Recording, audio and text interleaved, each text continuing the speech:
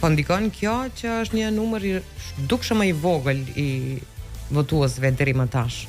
Gjithsesi, edhe është prit që do të ketë numër më të vogël të votuesve, sepse politikanët nuk kanë arritur që ti energjizojnë, që ti motivojnë votuesit që të dalin. As ata që janë tashmë që kanë qenë deri më tash në komuna, pra kryetarët komunave, as kundër kandidatëve të tyre. Pra ka pas shpresë sepse është e logjikshme që ai që është kryetari i komunës të dëshiroj ta mbajë pushtetin, ndërsa sfidanti tjetë shumë më i mobilizuar, shumë më i motivuar që ta marrë pushtetin.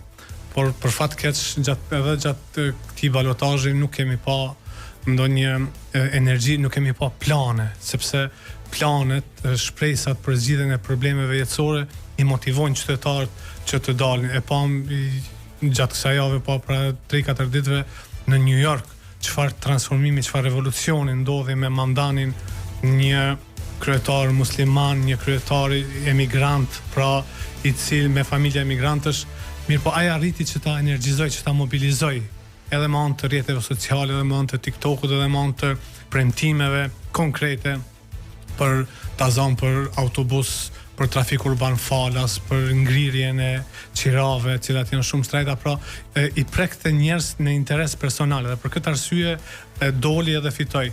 Ndërsa në Kosovë edhe gjatë gjithë kësaj fushate kemi pa që nuk ka pas ndonjë ide, nuk ka pas ndonjë trajtim të problemeve qytetare. Për shembull, në shumë komuna problemi është trafiku.